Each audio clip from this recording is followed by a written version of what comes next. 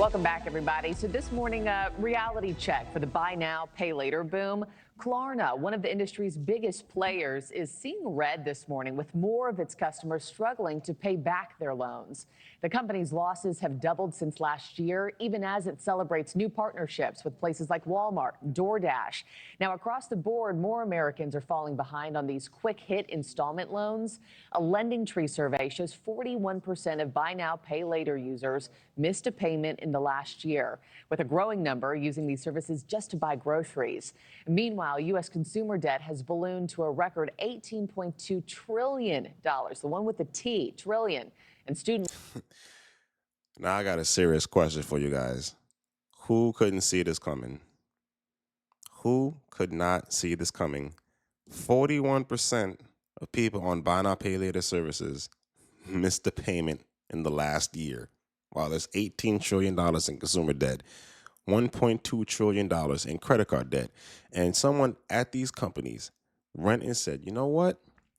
There's $1.2 trillion in credit card debt. How can we profit off of that with a similar business model, but not exactly the same business model? I know. Buy now, pay later. People can buy the stuff now and pay for it later in installment payments. Instead of that, they should have said, "Oh, there's $1.2 trillion in credit card debt. People are not paying their bills. This is a terrible business model." And now they are losing millions upon millions of dollars because people are not bothering to pay. But, when you go buy groceries and you go buy food and you put that on payment plan, who's going to remember to pay? I don't even remember what I ate yesterday. You see, this business model really doesn't work. There are very few companies when I used to work for Rent-A-Center where it actually does work, and I'm very surprised they're still in business because the amount of people who missed payments, who couldn't even pay like $10, $20 a week for the furniture that they claim that they could afford, or they claim that they could at least make the payment for, is outrageous. And I'm really not surprised. Matter of fact, the fact that I was assaulted by a customer trying to take a couch that she never paid for at all, it says enough to me. Absolutely insane. But yeah, that's a horrible business model. And now they are losing money like nobody's business. And there's barely anything Klarna can do in order to recoup some money. But the only thing they can really do is sue you, which would cost them more money than the item that you probably purchased. So there's no point in that. You see, Klarna is not like the student loan, like where its vast majority of it is subsidized by the federal government, and the government has access to all of our information, all our bank accounts information, so they can just go in there and take what they want and then call it a day. Klarna ain't recouping its money at all. Not at all. Let's continue. Loan delinquencies are also spiking. So what does all this tell us about the broader economy? Joining me now, I have Aaron McLaughlin, senior economist at the Conference Board. Aaron, good morning to you.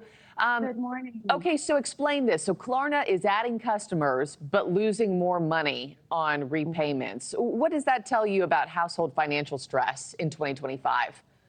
Well, it's interesting. So the buy now, pay later apps like Klarna are usually used by folks who have a more fragile economic means. So perhaps lower income or consumers that are carrying revolving credit card debt and so choose to go with the buy now, pay later apps because it doesn't necessarily come with the very high interest of credit card debt. So really, a rise in defaults means that consumers are feeling more pressure, especially maybe lower income consumers, and they're feeling that pressure from many different points. Yeah. And, I mentioned right off the top, more and more people are starting to use this service to buy groceries. Is that typically what buy now, pay later is used for, the everyday essentials?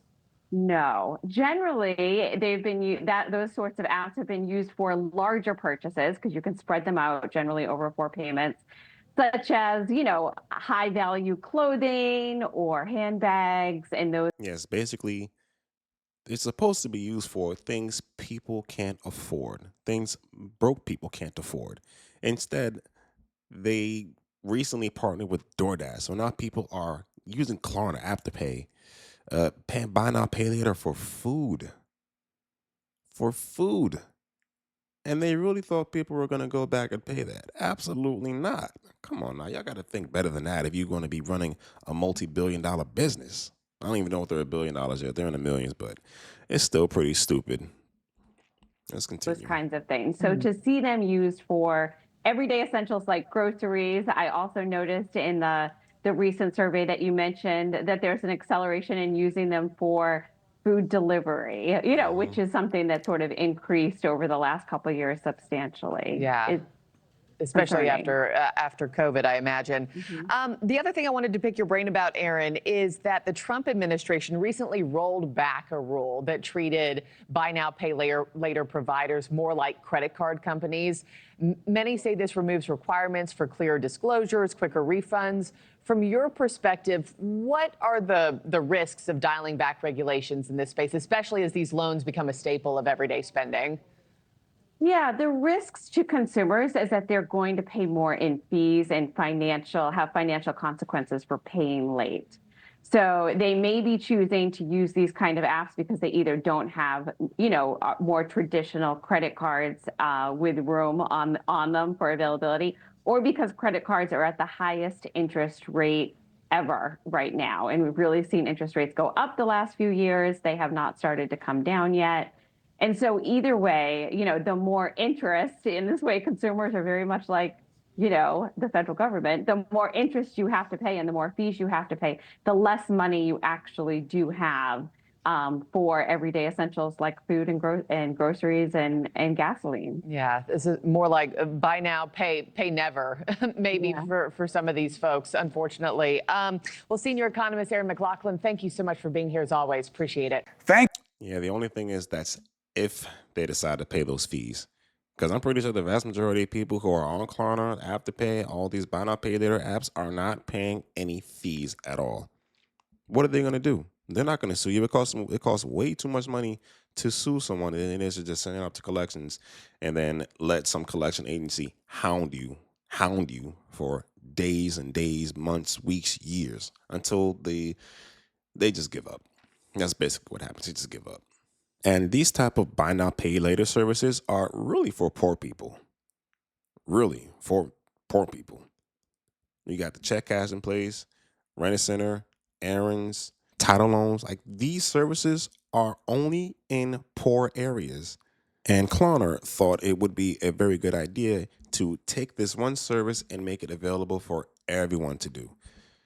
Just like what happens with credit cards. But the thing about the credit cards is when people don't pay their credit cards, they just charge it off. And they have other business models. Banks have other business models where they make plenty of money, not just from credit cards, people not paying their credit card bills. This is Klarna's only business model. They make money off of fees when people don't pay their installment payments. It's a lose-lose situation for Klarna.